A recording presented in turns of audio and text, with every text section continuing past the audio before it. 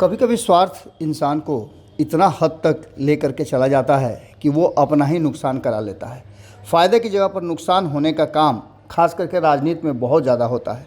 अगर बात करें बिहार की राजनीति की, तो बिहार की राजनीति में लगातार जिस तरह की चर्चाएं और जिस तरह की बातें सामने आ रही हैं, उसने साफ कर दिया है कि लालू प्रसाद बहुत तेज़ी में हैं और 2024 के चुनाव से पहले वो कोई बड़ा फैसला करना चाहते हैं। इस फैसले में उन्होंने नीतीश कुमार को भी शामिल किया और नीतीश कुमार को शामिल करने के बाद जब ये गठबंधन बन गया, जिसका नाम INDIA गठबंधन दिया गया, उसके बाद से नीतीश कुमार किनारे किनारे चल रहे हैं और लालू प्रसाद इसकी मुख्य भूमिका में हैं। लेकिन इसके साथ साथ आपको याद होगा कि 2014 में जब भारतीय जनता पार्टी ने चुनाव की तैयारियां शुरू की थी 2013 से, तो नीतीश कुमार भारतीय जनता पार्टी का साथ छोड़ करके अलग हो गए थे और उन्होंने कुछ ऐसी बातें कही थी जो आपको भी याद होगी। उन्होंने स्पष्ट कहा था कि भारतीय जनता पार्टी अगर नरेंद्र मोदी को प्रधानमंत्री का उम्मीदवार बनाती है तो ऐसी स्थिति में इस देश में एक बड़ा चेंजेज आएगा और देश में एक तरह का कहा जाए तो सांप्रदायिक माहौल बन जाएगा। खैर, इन सारी बातों को लेकर के 2024 का चुनाव शुरू हो गया है, लेकिन उससे पहले आपको 2014 और 2019 के चुनाव पर थोड़ा नज़र डालना पड़ेगा। इसलिए कि जिस तरह से लालू प्रसाद की टीम काम करना शुरू कर दी है, उसके अनुसार अगर देखा जाए तो नीतीश कुमार से CM की कुर्सी खाली कराने के चक्कर में लालू प्रसाद की टीम कहीं ना कहीं भारतीय जनता पार्टी के हाथ में ओपन फील्ड दे रही है। आप समझ रहे हैं कि जब ओपन फील्ड होगा तो कितने गोल दागे जाएंगे, शायद इसका अंदाज़ा लालू प्रसाद को नहीं है। और इन्हीं सब बातों को लेकर के तेजस्वी यादव अक्सर परेशान रहते हैं कि लालू प्रसाद की जो टीम है वो आखिर क्या करेगी और किस तरह से चीज़ों को अचानक से बदल देगी।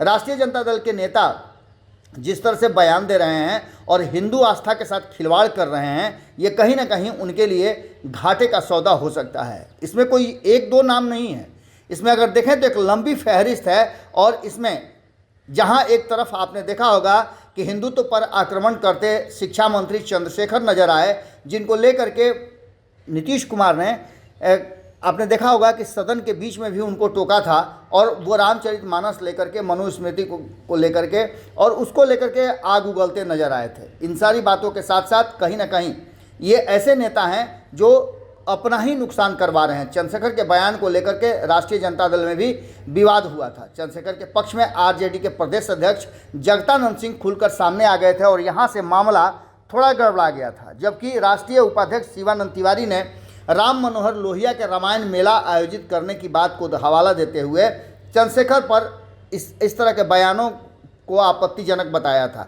इसके साथ साथ जगदानंद सिंह ने राम मंदिर पर भी सवाल खड़े किए थे। आपको पता है कि 2014 से पहले या भारतीय जनता पार्टी के एजेंडे में राम मंदिर जो है वो शुरू से रहा है और अंततः अब राम मंदिर लगभग बन करके तैयार है और इस साल के बीते जनवरी में उसकी घोषणा भी कर दी गई है कि कहीं ना कहीं अब राम मंदिर आम लोगों के लिए खुल जाएगा।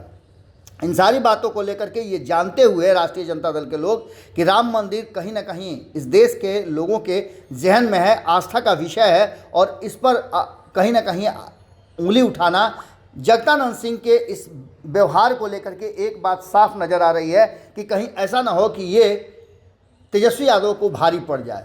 इन सारी बातों को लेकर के जहां जगदानंद सिंह के निशाने पर बीजेपी थी, लेकिन उन्होंने इसके जरिए जिस अंदाज में बयान दिया उससे राम मंदिर और अयोध्या के बारे में आस्था रखने वालों के दिल पर चोट पहुंचा था और ये मामला काफ़ी गंभीर भी हुआ था और इस पर हंगामा भी हुआ था। आपको याद होगा कि इस पर जगदानंद सिंह का पुतला भी दहन किया गया था युवा नेता कृष्णा सिंह कल्लू के द्वारा, जो भारतीय जनता पार्टी के युवा नेता हैं।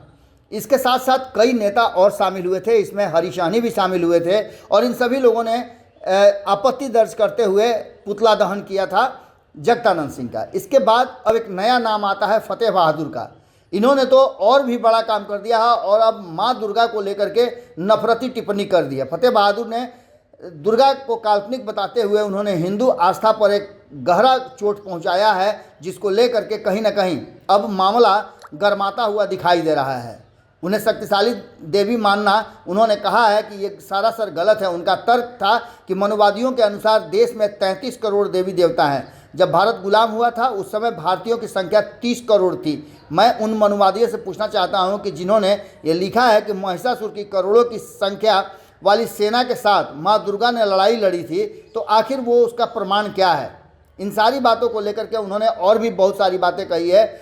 इसके साथ साथ आरजेडी सुप्रीमो खुद लालू प्रसाद, तेजस्वी यादव आप देखते होंगे, या तेज प्रताप यादव की बात कर लें, उनके पूरे परिवार की बात कर लें, वो सभी पूजा पाठ और कहीं ना कहीं धर्म से आस्था रखते हैं। लेकिन इस तरह की बातें करके कहीं ना कहीं राष्ट्रीय जनता दल के नेता तेजस्वी यादव का अहित करते जा रहे हैं। जहां एक तरफ नीतीश कुमार को सत्ता से अलग करके अपने कुर्सी लेना चाहते हैं, वहीं दूसरी तरफ इसके चक्कर में ये भी भूल जाते हैं कि भारतीय जनता पार्टी को इनकी इस तरह के बयानों से फ़ायदा हो सकता है। 2024 के चुनाव से पहले एक बड़ा हथियार कहीं ना कहीं दे दिया है राष्ट्रीय जनता दल के नेताओं ने भारतीय जनता पार्टी के पास। नीतीश से कुर्सी खाली कराने के फेर में लालू ने भाजपा को दे दिया खुला मैदान, और इस पर तेजस्वी यादव के लिए मुश्किलें पैदा होती हुई दिखाई दे रही हैं। अब देखना होगा कि तेजस्वी यादव इन सब चीज़ों से कैसे निपटते हैं और लालू प्रसाद अपने लोगों को क्या इस तरह के बयान से। अगर ये वीडियो पसंद आई और वह बिहार के राजनीति और बिहारियत से सरोकार रखेनी तो सब्सक्राइब बटन दबा के चैनल के सब्सक्राइब कर ली। ओजे एगो घंटी बा, ओकरा बटन दबा देला से कुल सटीक और मारक खबर रुआ मुफ्त में मिल जाई। अगर रुआ पत्रकारिता के हमनी के नया प्रयोग में सहयोग कर चाहतानी तो ज्वाइन बटन दबा दी। पेटीएम नंबर नोट कर ली 9386816700। धन्यवाद।